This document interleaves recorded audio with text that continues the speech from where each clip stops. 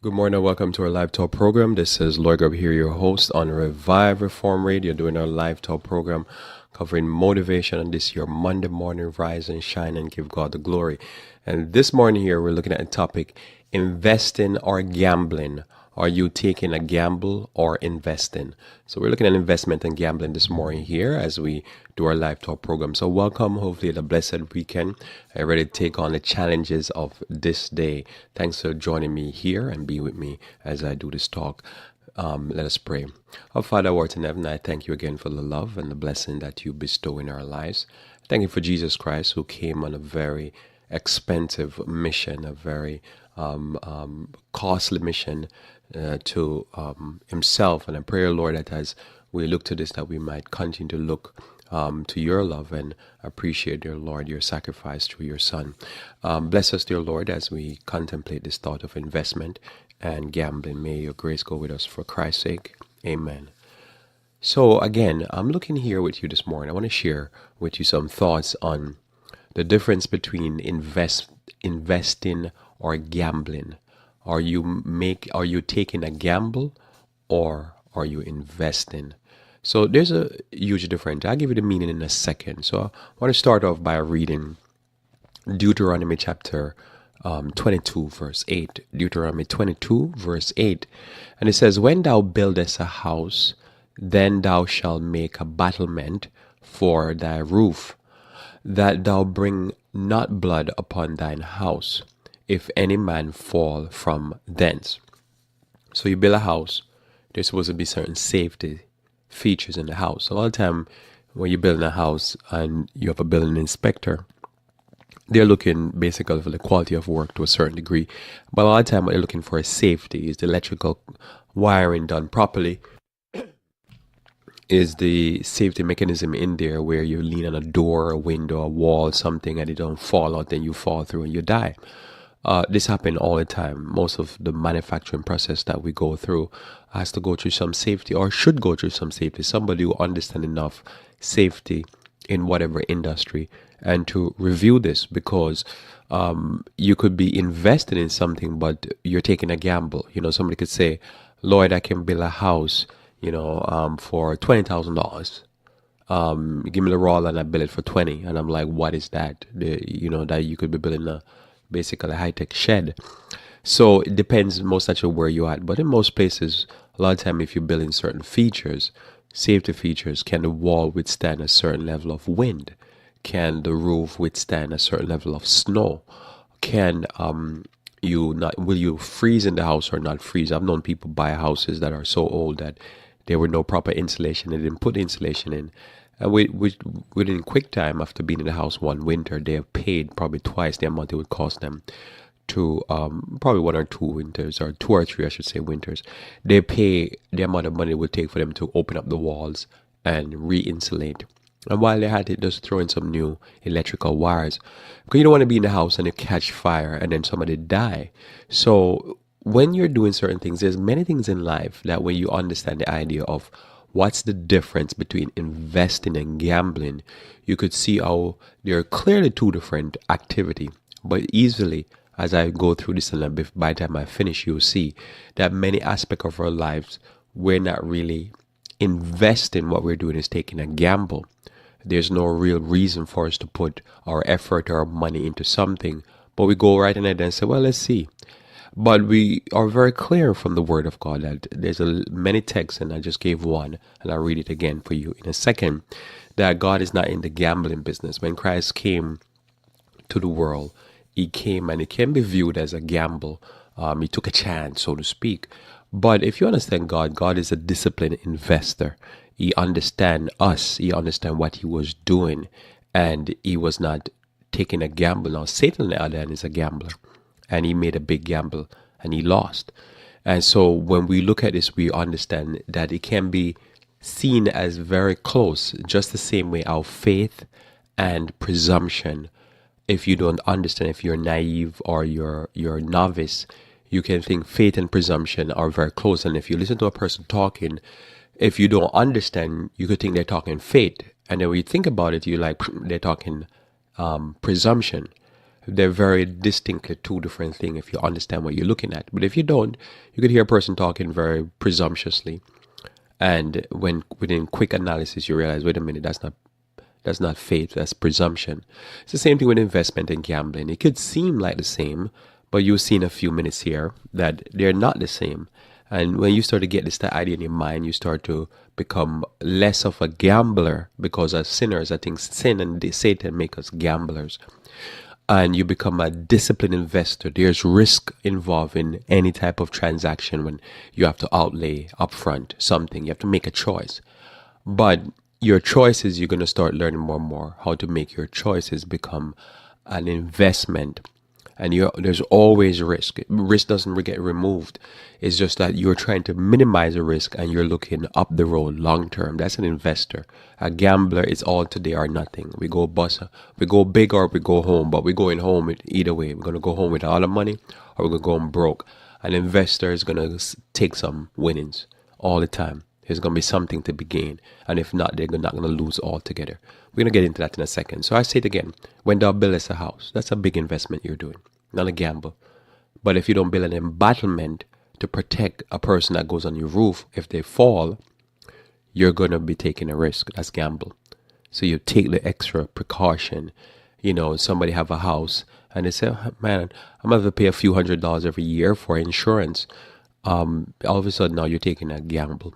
Because if something goes wrong, at least you have a fallback plan. Now somebody said, well, the insurance doesn't cover everything. Look, if you paying a few $100s every year, after even 10 years and you pay, say, $600 a year, and you pay $6,000, and your house get blown away, the average house in America is about probably 20, and you get 70% of that, you get probably 140 something thousand. For $6,000 to get back 140 something $1,000, even if that's all they paid back, that's an investment. The $600 a month is an investment. It's not a gamble. You're gonna get back something better, something, and a large something, even than nothing.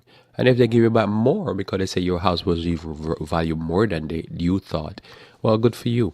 But that's the difference. So a disciplined investor. And most naturally, we're talking about Proverbs, talking about wisdom here as our theme always on this radio station. And so it's important in Proverbs 8, verse 32 through 36. I'll read this for your encouragement before I get into what is an investment and what is gambling. Proverbs 8, verse 32 through 36, it says, Now therefore hearken unto me, O ye children, for blessed are they that keep my ways. Hear instruction and be wise, and refuse it not. Blessed is the man that heareth me, watching daily at my gate. So I thank you for dropping by here, waiting at the posts of my doors. For whosoever findeth me findeth life, and shall obtain favor of the Lord. But he that sinneth against me wrongeth his own soul, and all that hated me love death. We don't want this. Gambling is debt. It's just, you send out your money to go to work, and you have a 50-50 chance that they might die. You don't want that. You want to be able to say, well, some of them might die, but some are going to come home. That's an investment. So what's an investment? There's many definition you can read it. What is investing or investment? So the definitions there blur the areas between the two, because I'm just trying to put together to give a good overview. So investing or investment is commitment of capital to a business. That alone tells you that's the difference right there. To a business endeavor for positive return. So your intention is for positive return. So somebody said, well, a gambler is trying to get positive return, but you see there's no business. They're not investing in the business. There's no ownership or stake in the business. So commitment of capital. I remember capital here is, money outlaid. We just call it that, like that. Investing include the amount of time you put into the study of a prospective company, especially since time is money. So you're not just investing capital, you invest in time. And that time is going to be put into analyzing the data sheet of the company, analyzing what product they're selling, what are you really investing in. Not just, this company is doing good, I'm going to invest. Do you want to invest in that company? You want to own shares, a stake, a percentage, whatever. That's an investment. You're looking back for a return. So you're putting in time, but also you have to give the money time to grow. often the phrase disciplined approach is associated with investment. Also, one of the phrases involved with investment is managing your risk, right? So it's not risk, it's not no risk. Is you have to manage the risk. So the risk is very managed. It's very planned out. You're observing, you're studying. And I like this. As I read this, I constantly think about Jesus Christ. Because Christ manages risk. The move the way, preach the what he did, the mission he comes on is very measured. I'm taking a risk. His risk, all his risk taken, but one is a very managed, disciplined approach. When you're fighting with somebody, you're going up against something, or you're doing anything, and somebody's undisciplined, you give it time, they'll fail. You just have to remember, I have to be disciplined. And that's where the difference is. You see, it's a big difference. So again, capital is being committed, and you're going to study wherever you're putting the money. And you're going to look at the information. You have information to look at. See somebody on the side of the street and say, hey, I have an investment opportunity. And they say, well, you can get in today for $1,000. So that's not an investment. That's a risk, because you have no chance or opportunity to study what you're investing in. You cannot go to a seminar, and say there's somebody present this great idea and you invest at the seminar. You have to be able to take the material home, look at the material, do search on the material, make some calls, and find out, is this an investment or is it a gamble? So what's gamble then? What's a gambler? What's gambling? Gambling or gamble is the activity or practice of playing at a game of chance for money or other stake. So you don't have to win money, it could be something else. Same thing with investment. You don't always have to be money, but there's something you're going to get back. So there's a stake. So that's where the risk comes in, and you're putting in money. The act or practice also of risking loss of something important by taking a chance or acting recklessly. So somebody say you take a gamble. Somebody say, watch me, I'm going to climb this mountain and I'm going to have no harness. I'm going to have no harness, I'm going to have no backup, no safety backup. I'm just going to climb with just my hands and my feet. That's not a discipline. You wouldn't say this person have a disciplined approach, and this person is not managing their risk. It's just a pure gamble. If they make one slip of their hands and they fall crack to the ground, the gambling is done. That's a gamble.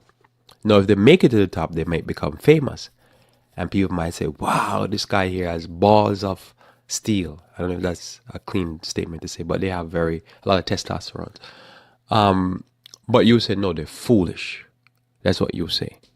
So often gambling is associated with the term high stakes. Very high stake gambling. Gambling is just always high stake. Because even somebody said, but I'm only risking $5. Yeah, but it's high stake.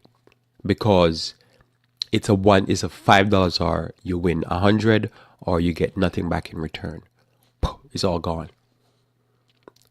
With investment, it's not high stake because you're managing your risk.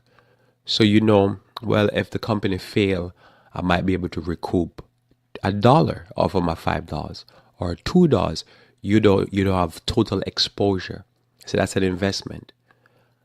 You have some benefits to get. This is how I tell people. Somebody say, well, I'm in a church, I'm not getting nothing from the church, but at least I'm in a true church. Well, that's gambling. That's not investment. You have to get something out of it. Notice here, by its very nature, gambling involves a voluntary, deliberate assumption of risk with a negative expected value. So the person has a huge risk taken with a huge possibility of making money. But it's ridiculous. It's ridiculous. This is why the lottery is so attractive. Because when you think about a lottery, it is this idea that for $1 I could get $1 million. So it's a huge risk taken with a huge possibility of payout.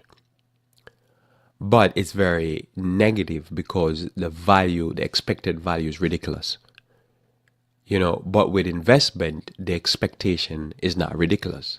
It's reasonable because you've studied what you're looking at and you realize it's reasonable. You put in $5, if you get $1, you're happy. See, there's a flip of it. You put in $1 in investment, you could expect to make $1 million. That's ridiculous, and that's where the attraction come in.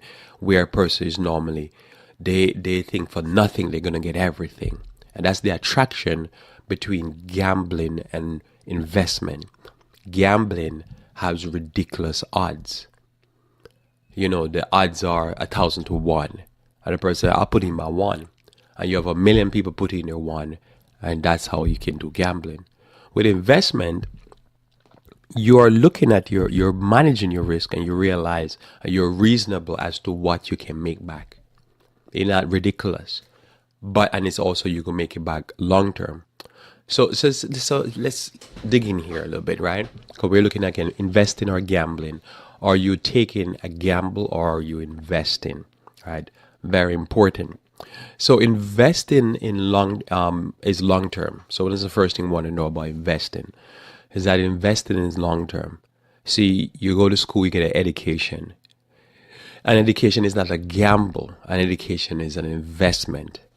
And I know somebody says, no, it's a gamble because you might not get a job. No, it's a skill. You're learning a skill. Skill always going to be used. What you're learning is a skill, or some training or some discipline that's have a long-term ability to make you back money long-term. So an investment is always not a gamble. You're not saying, I'm investing in something and it's either all or nothing. No, you're managing your risk. What's your risk? You look at the school. You look at the track record of school. That's the other thing with investment and gambling. Gambling, you have no background information of how the other people who gambled before you did. So if you went to a blackjack table and you sat down and you play, you don't know an hour before you came to that table how much money the house made and how much money the gamblers made. You don't have no information. The person that's running the table don't say, hey, here how it went an hour ago. Same thing with the casino. You ever see a casino post the historical numbers? No. All you know about any type of gambling den or house or bookie or anything is that the house or the bookie or whoever is running the scam always win. That's all you know. So you're going in with $500 and you want to win $50,000. You know most of the time, the majority of the time, the house takes the 5,000 because in order for them to pay out 50, they're gonna have to take a lot of people 5,000. They have to take at least 10 people 5,000 for them to break even to pay one person 50. But if the house always win, they would have to probably take in 20 or 12 or 11 at least $5,000 to pay out that 50. Hopefully, I'm getting that right. Say 12 for comfort to pay out that 50 so that they can make some profit, pay the workers and all that. So the house have to always win. Just the whole setup of gambling structure is a house have to always win. With investment, everybody can win because now what is being paid out is not ridiculous and there's a source of income. In other words, the investment, you're investing in something that there's a real tangible source of income. In gambling, there's no source of income. The source of income is the gamblers losing. So the gamblers you have to have a whole bunch of people losing in order for somebody to make money. So the source of income is the investors. With the investment or the gamblers, with the investment, there is a product that is being sold for profit. And long term, as a product is sold and make profit, the initial investment in making a product, the investors can make back some profit off of it. There is a product, there's a tangible product. But with gambling, there is no product. The product is your loss for somebody else's gain plus the house. So somebody have to win, the house have to pay out, the house have to make profit, and then somebody have to lose. With investment now, you invest in a mine and you're gonna dig for iron. You invest in the equipment, the land, all of that type of stuff, the lease, whatever it is. And the investment is that you're gonna work. Somebody's gonna work. Somebody's gonna manage those workers and the field and all that. And now as the product is being sold for profit, you get a recoupment long term on your investment. So today you can make some money on investment. Tomorrow you can make some money. and the next day. So the long-term view is investment. With gambling, the investment is today. So in other words, say the Super Bowl. A Super Bowl, somebody gamble on the Super Bowl.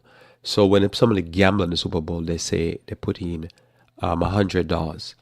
After the game finished, if they didn't make any profit, if they didn't win, all the money that they put in goes now to pay whoever won. And there's no recouping of that money. It's 100% loss, or 100 or a percentage, whatever percentage it is, you regain. There is no possibility for you to gain back $5, if that makes sense, of your 100. There's no possibility. But with an investment now, say you go back now to the mine, you invest in a mine. They went and do a lease, a long-term lease. They did or they buy the land. They did what you call it? They did buy equipment, some of the big earth moving equipment. They they invest in buildings, all that stuff. Okay, and they start production, and the production did not yield the amount of money, or the market collapse. Iron ore market collapse. They're not selling as much. They're selling, but they're not making as much profit. And they decided they're going to fold the business. So now they decided to go and fold the business. They say, okay, we're going to have to pay back the investors. Those are the people we borrow from. So they start selling the equipment. They probably sell the lease to another company, or they probably sell the land, whatever. And they say, you know what, we only we can give you back 30%. That's managing your risk. That's now you have a possibility of pulling back some money out of the investment. See, that's totally different from gambling. Gambling, you either make something or you 100% bust, and there's no long term. When the game is finished, you lost your money. So that's important to know, and that's what it is. And most of the time, this is what it. Gambling is a lot of the time is a timed event. It's right there at the table. You have a high risk. There's no future. You risk it all now, or you don't. With investment, you're looking for long term, and you have a exit strategy.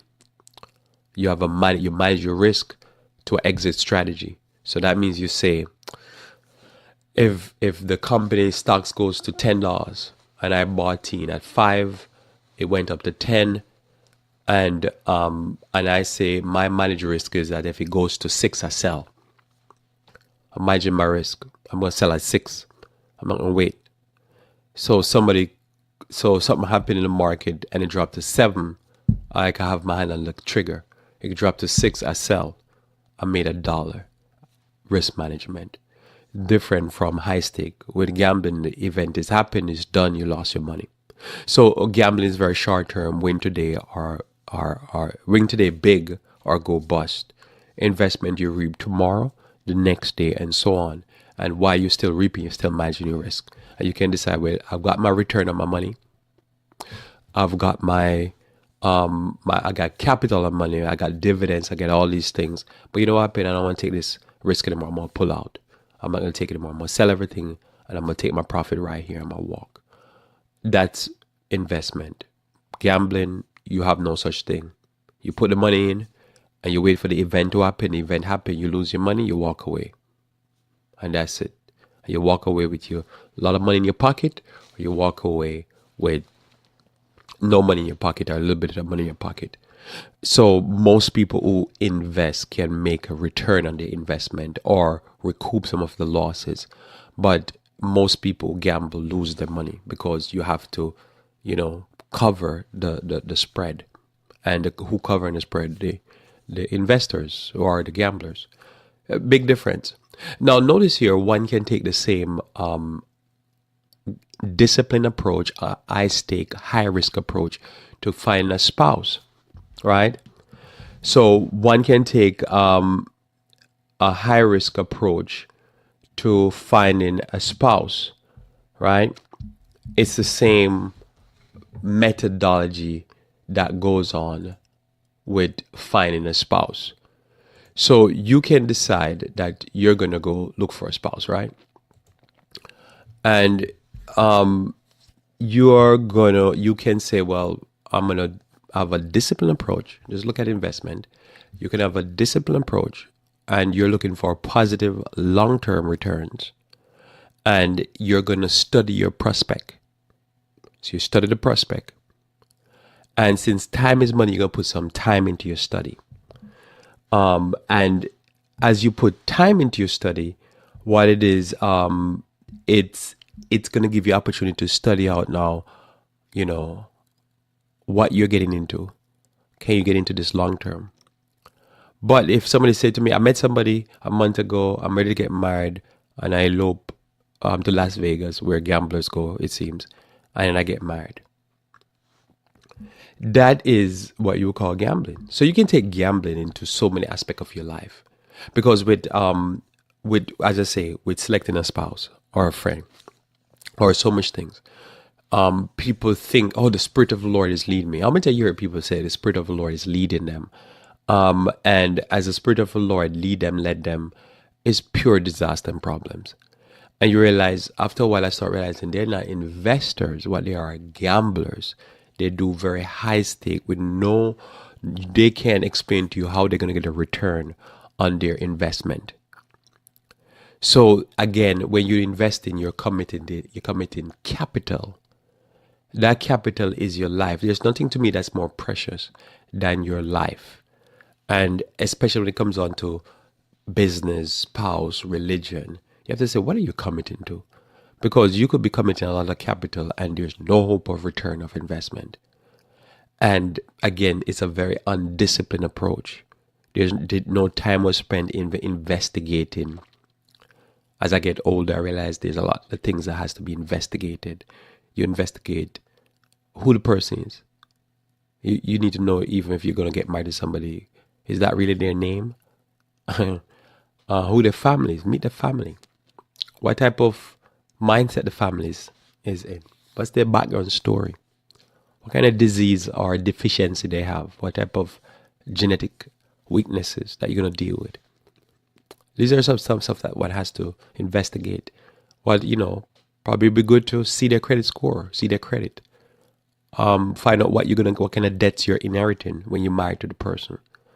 Find out, what's their work history, so forth and so on. In life, there's things that are less important that we do, that we go through more investigation. And the things that are important to us, we take less time and less investigating.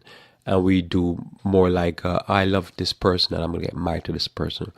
And we approach it with a very undisciplined approach. We don't manage our risk and so forth and so on. And we come up with bad results. And I've almost all the time, you see like a marriage where there's a lot of trouble in the marriage. You need a lot of counseling. When you get to the core and, I start to counsel with somebody, I realize real quickly, they never investigated at all. And you could investigate and find a whole bunch of mess and still married. Investigation doesn't stop you from getting in. It just means that you're managing your risk. You see, there's many companies that are phenomenal companies today that are doing excellent for their investors.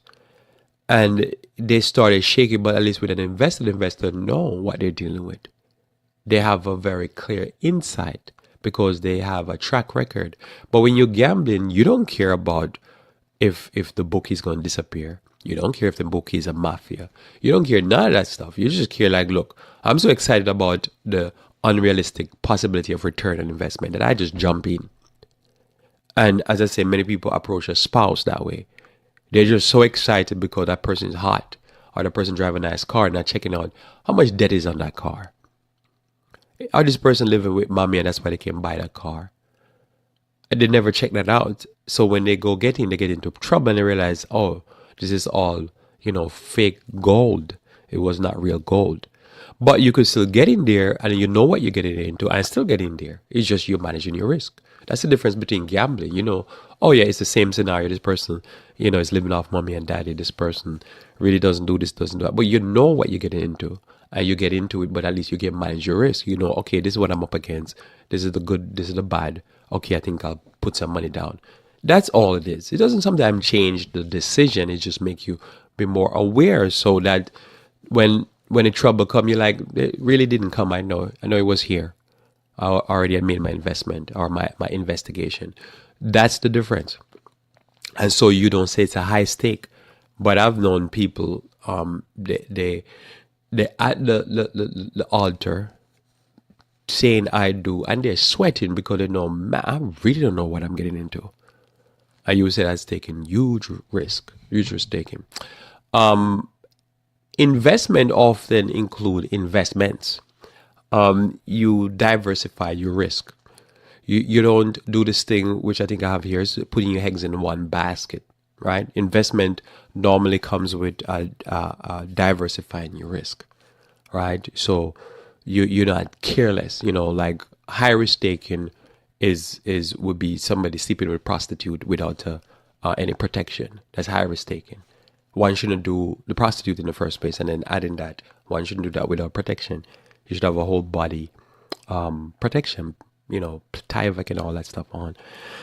Mask. So when one talking about that, that's high risk taking. And so this is why people normally say certain parts of our society, the free sex people and the people who like to pick up, do gay sex and stuff like that, they're high risk takers.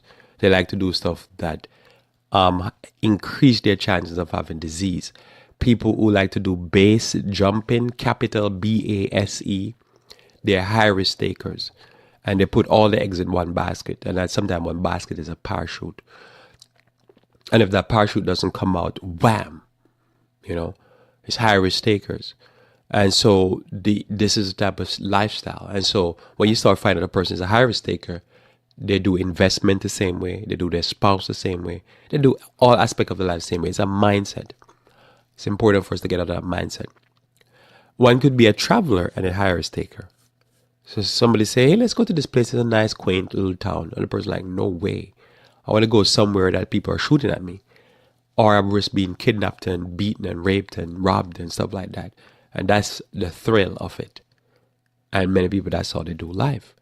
And if you're not doing that, you ain't doing nothing for yourself. The idea of drug use is high risk. As I said here before, normal drugs have to be recalled because they're often tainted, or you can die from them just from the side effects.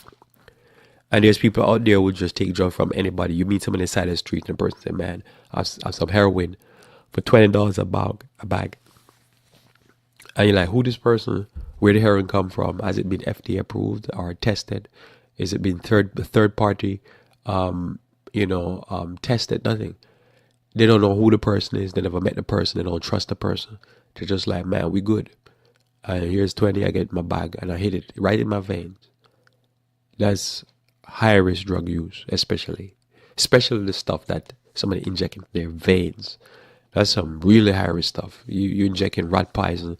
You injecting, imagine somebody put Roundup in one of these pesticides. And I don't put it past evildoers to do things like that. To take literally like something like a pesticide like Roundup and mix it with the drugs and go wipe out a few drug users. People are sick like that. If doctors swore that they will do no harm, will inject people to see what happened when they inject them with certain disease. Imagine what some of these drug users, some sick mind, hammed up on drugs, the devil is taking them over, they're deep and possessed. What they'll do.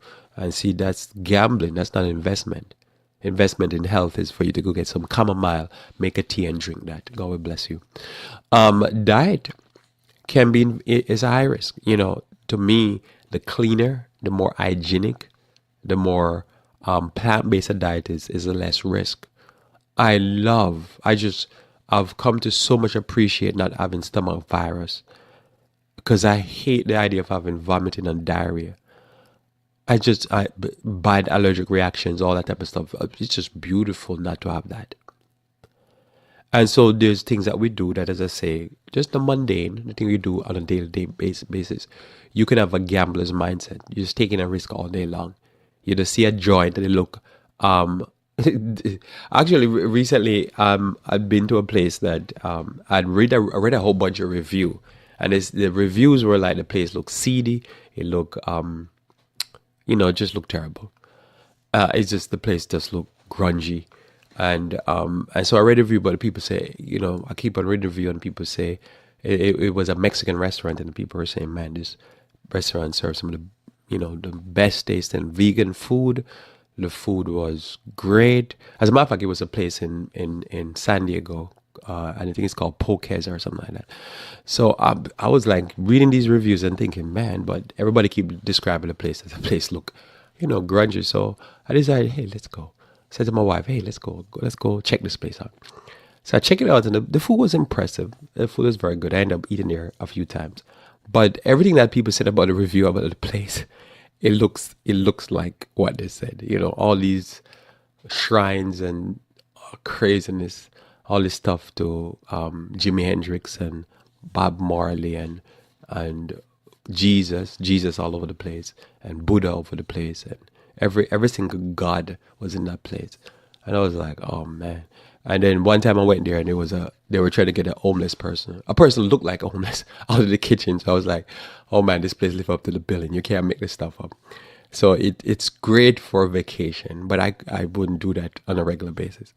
I didn't get sick from the food, but it's just like if I'd gotten sick, I wouldn't be surprised because it's just the way it looks. But people say, and it looks clean. You could see them cooking. Everything look kosher in the back because they had the open window. You can see through what the cooks are doing. It looks clean. At least that's what I tell myself. So in your diet, you can be very risk taking. You can just go certain places and so forth. Another thing that one can be a gambler or not an investor. And so that's why I believe. I'll just say about this again about dieting.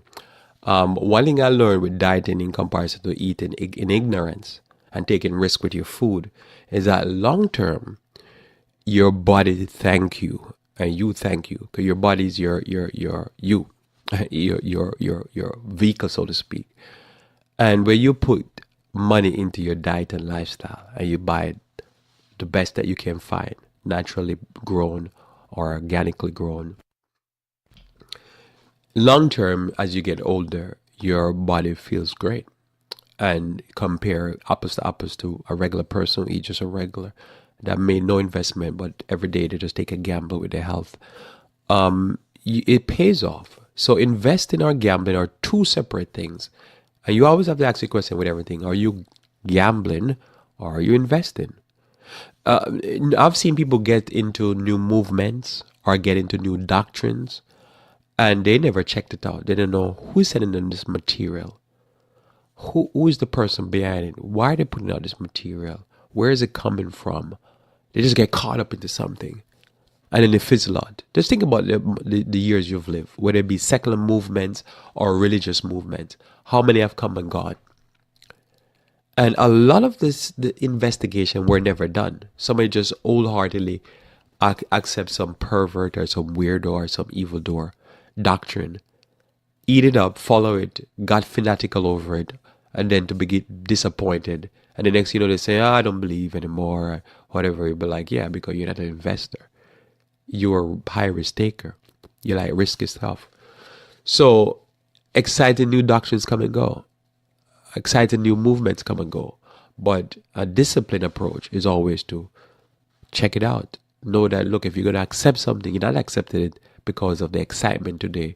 You accept it because it's a long-term acceptance. And you can see long-term how it's going to benefit you. But with most gambling, there's no long-term. There's just the excitement is today. And if you ask a person two questions, they start arguing with you and get upset. And you realize there's not an investment. You bring me a person who's an investor. And if you ask them questions, they'll be able to give you an answer. And they'll be able to tell you what part is a risk. And they'll be able to tell you what part is going to give them a return. With anybody that's fanatical and crazy, they never can tell you. They get actually mad if you challenge them in a very serious way because they don't know what they're doing. Business ventures are supposed to be investment. A business venture with an investment is your own. You have ownership. What ownership does? Ownership does that says if there's something goes wrong, whatever is sold off after the business is shut down, at least you can recoup a part of your money. So you limit your investment. And say, for instance, you invest in something and say the first 3 years is the development. The last 2 years you make some money. And say the 6th year, the business go bust. You make sure that at the 4th and 5th year, you take some of the profit off the top. You just remove some. That's a disciplined approach. And then now you make the rest ride. Then if it crash, then whatever they can recoup to get you, you take that and you risk your mind. You risk your losses. That's why it's important to invest in a business, because true businesses will have something. They'll have a property, a lease, equipment, land, intellectual property, patents, something that's sellable. With gamble, there is no investment in nothing. You have nothing to gain. You put your money in. If you lose, there's no, oh, well, could I recoup $5? There's no such thing. You lose, man.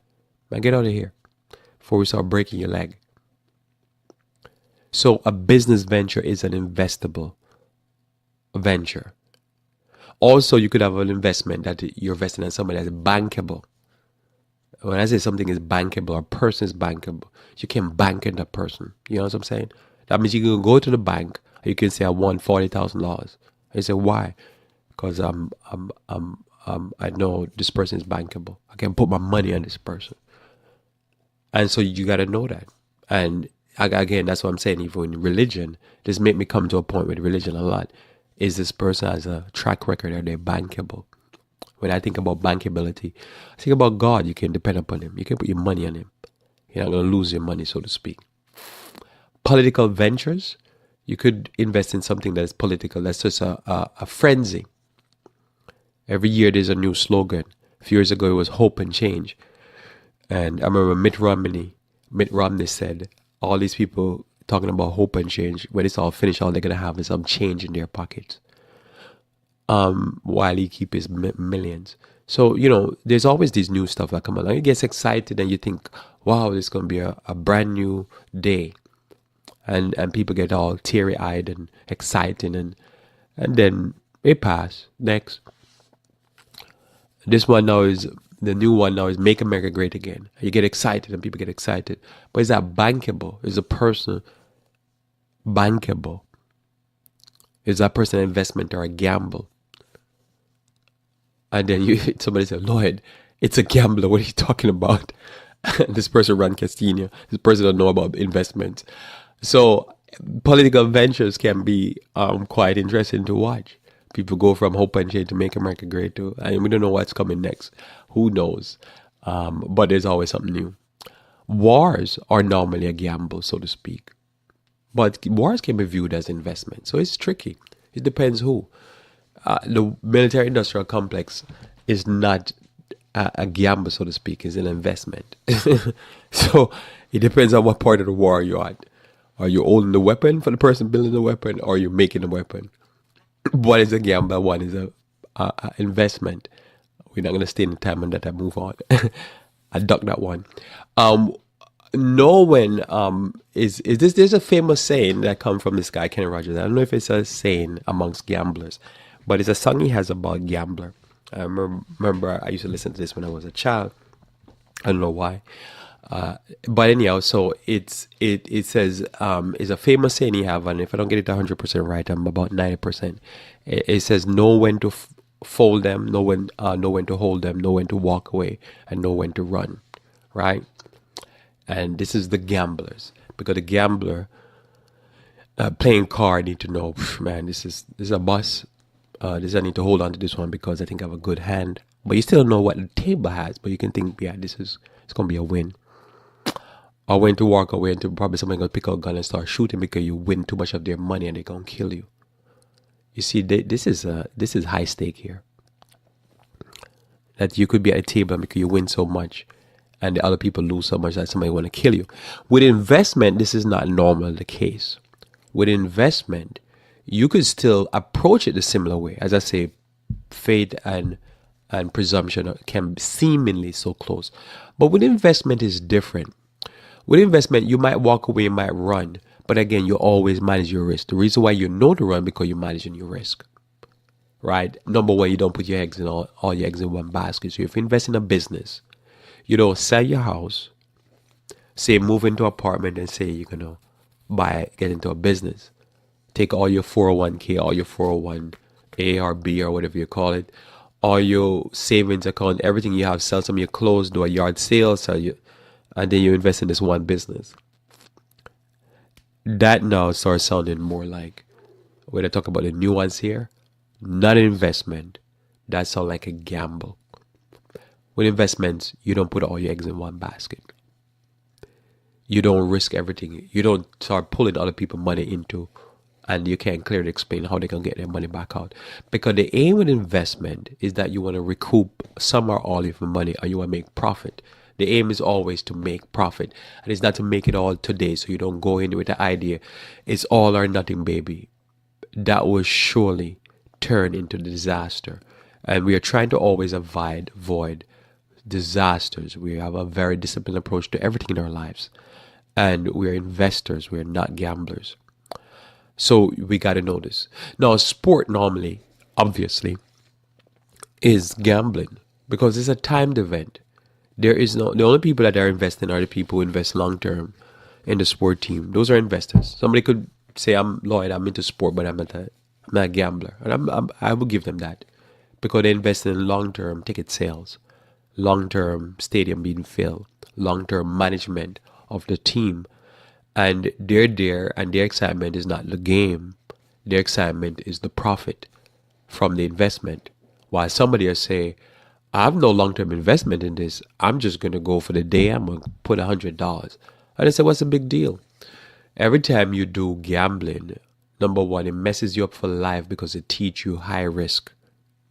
It's not good because every now and then with gambling, one out of whatever the odds are, person will win. And that will teach the person to always take high risk. But with investment, you learn that you make your money long term.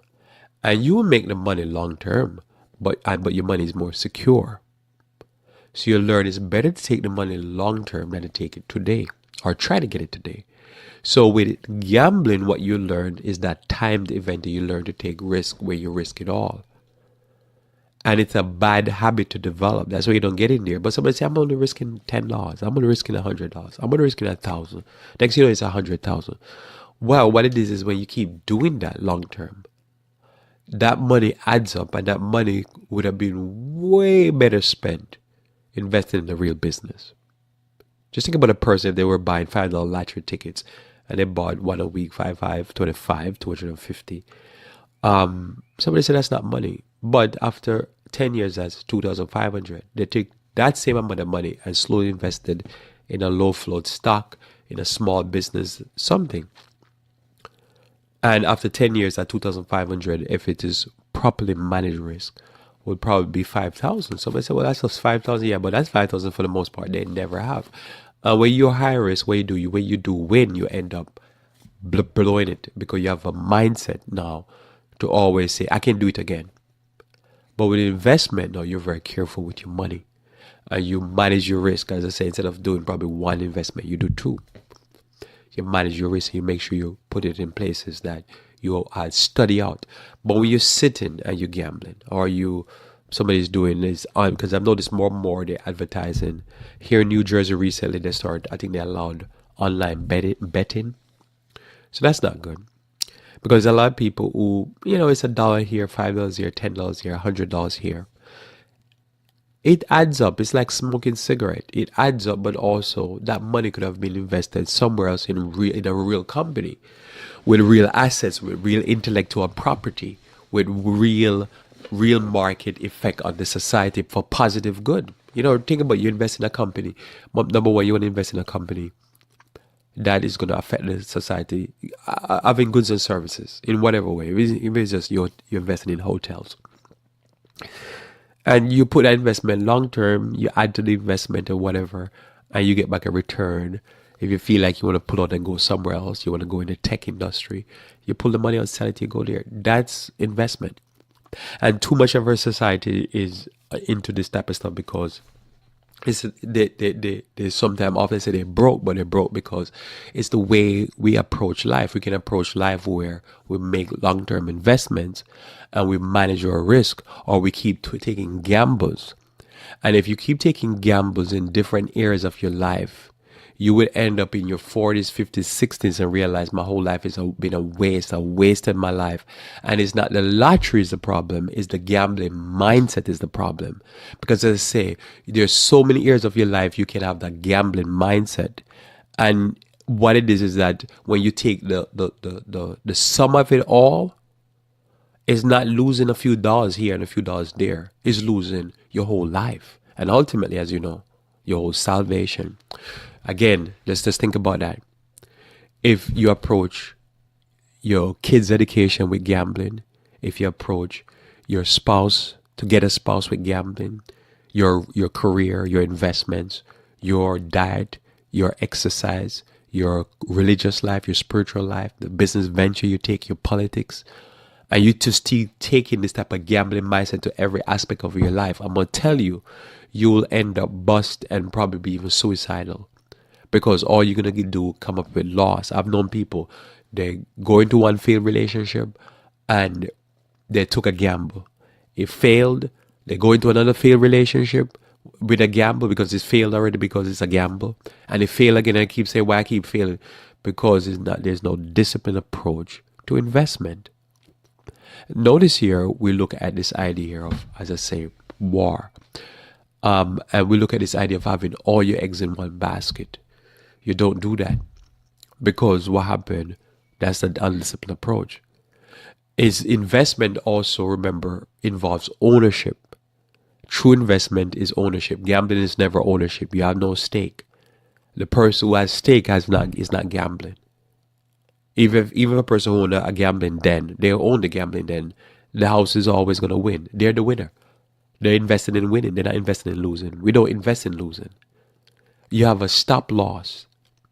That means there's a certain point where you know, I'm risking. You never risk all your money. Even you go into investment, you know your risk is a risk. You never risk all your money. You say, what happened? I'm going to invest and I'm going to put 100. I could lose the 100, because that's always a possibility. But you don't go in there with the intention. You're never going there with the intention that you're going to lose all the money. And then you have a stop loss. You say, look, I'm going to put 100, but I'm willing to risk 50. If something happened, I took my money out, I get 50. Now, something could happen and you lose everything. You didn't get back no 50. But your intention is never to risk it all. You have a stop loss, or you limit your loss. With gambling, there's no track record with the on winners, because the house always win, as I said earlier. And so you can't go to a gambling house. You can't go to any casino and say, can you tell me, give me a write-up of the winners. And your ratios and stuff like that. It's like, you don't go there for that. Man, go drink some alcohol and go throw your money away. Stop it. But with investments, you can say, I need to see the books.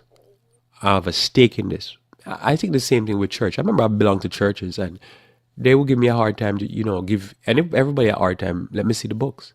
I want to know what my investment is. I want to know where the money is being spent and stuff like that. It doesn't mean that the books have to be, like everything has to be in the black. You just need to know what is going on, because that's an investment. I have a stake here. I'm a stakeholder. I don't believe in, that's why I believe in marriage. I believe in partnership. I believe in membership. I don't believe in non-membership organization. I don't believe none of that, because I need to know what's going on, because I'm a stakeholder. I'm an investor. That's the same thing when I believe in church. I don't believe, you belong to a church. I'm a visitor. No, I'm going to come to church too often. I become a member.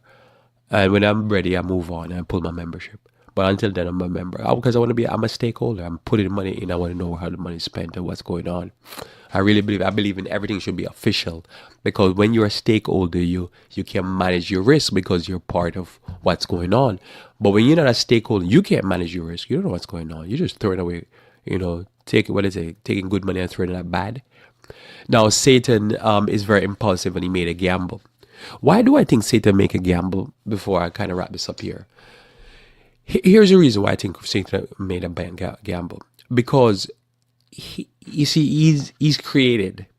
So you don't know what is put in to the created beings by the creator. So you're making a gamble by going up against the person I control. As I say, never been in a situation, I don't believe in a situation where I'm holding on to the blade and somebody has the handle. Because that's certainly a gamble. But the person who have the blade, have the handle of the knife, they're not taking a gamble. They at any moment can be like, yeah, pull. I pull this thing here. You cut up. Right? So that's why I believe in being part of what it is. So how do you go up against the creator? You're taking a high risk and you will lose. You can never go up against the house, because the house always win. So to me, Satan is impulsive. He makes a gamble. He's short term. He's not thinking long term. Christ, as you know, is very patient, very meek, and very disciplined. Christ is the archangel. He studies war, and he understands a disciplined approach. And he did what they call the art of war. You make your enemy hit you so hard that they become an enemy, and you can destroy them. See, this is a different approach. It's a very disciplined approach to salvation. And that's the difference between the God we serve and the God the world serve. The world serve a gambler. The world serve a person that it might seem like he's acting in faith or within faith, but he's really taking a chance. Because I wouldn't take a chance against the Creator. Because see, when Christ came to the earth, Christ came to humanity. It could seem to be a gamble, and even call a gamble, but you understand it's a high stake. I prefer to call it like that because, as I say, especially in our modern vernacular, one could think that's a gamble, but it's a high stake. In other words, it's high stake because human beings have to respond to the love of Christ, but also Christ created human beings.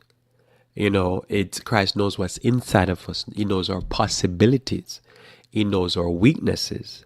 He knows what he put when he says to Eve, I'm going to put enmity. I'm going to insert a principle in you that you hate the devil. You don't want to cooperate with him. You see, so he knows what he's doing. He has the handle. And when you have the handle, it's an investment, not a gamble. But when you have the blade, you're taking a risk. Because they could pull at any time and you lose. So you don't put all your eggs in one basket.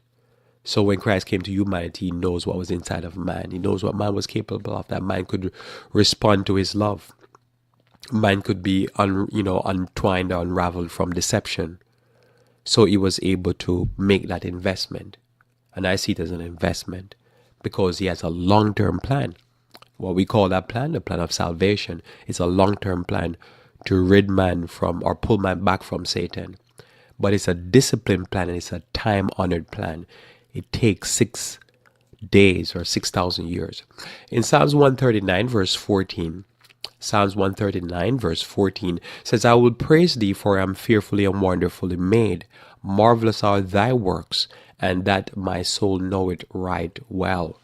See, we are still attracted by beauty. We still see evil as evil. We're still attracted to peace, to what is serenity. We're still attracted to stability. Many times people are miserable in life because they want stability in their life. They want a stable lifestyle. They want a stable family life. They want to be able to be at rest. They want the soul to be refreshed. We're still attracted to that. This is why people, even are secular, they will attract to yoga and all these things because they're looking for serenity. As I say, looking for love in all the wrong places. So God knew what he made. And he knew that, I can fight this battle with the devil and I could win. And this is the difference. It's a disciplined approach. When we observe the Bible, at least when I study the Bible, I see a very disciplined God. I see a God that is a very patient God. And when it comes on investment, you want to take on some of those attributes. You want to be not undisciplined. You want to take gambles. You want to say, I'm going to risk it all. Christ, 30 years before he preached. That's discipline. He didn't just rush out there and start preaching. I meet so many guys that come and go in the ministry work and they just rush out there and they want to make a name for themselves and they're not disciplined. Christ didn't start preaching full-time ministry until he was 30. Somebody said, why didn't he start earlier? He has a disciplined approach. He painstakingly learn, understand the subject matter being us, so he can preach to us and affect us. He has a disciplined approach. And when he started preaching, he preached for 3.5 years. What was his main focus? Was the disciples. And he finished with 120 in the upper room. And somebody say he lost. He took a chance and he lost. But no, he's disciplined. He knew if he could multiply himself in 120 people, he win. And he did it. And guess what happened? Today, Christianity is the most powerful movement the world has ever seen. And it's been going on for almost 1,000 years in spite of persecution and all these things. Why? Because the author of it is discipline. And we need to be disciplined and long-term thinking in our approach. And we need to know the possibilities and know that, hey, look, there's risk involved. But because there is involved, we have to even be more disciplined in our approach. And we have to study a little bit more, pray a little bit more, be more have more self-control, because impulsiveness will always make you make bad investment. And we do that in all aspects of our life. The more we do it, the more we move away. I think when we're born in this world into sin, we're gamblers. But as we learn Christ, we start learning to be investors. May God bless you. Let us pray. Thank you, Lord, again for your love. And I pray, the Lord, you may be with us, dear Father, that we might not be impulsive, but we might know how to prepare the soil, make the gospel get inside of us and make it grow and make it bring forth fruit. May we multiply and be fruitful, we pray, oh Jesus, for Christ's sake. Amen. Thanks for being with me here on Revive Reform Radio. Looking forward to talking to you again live tomorrow morning, where we should talk about the importance of church. Until then, I pray that you may continue to walk with the King.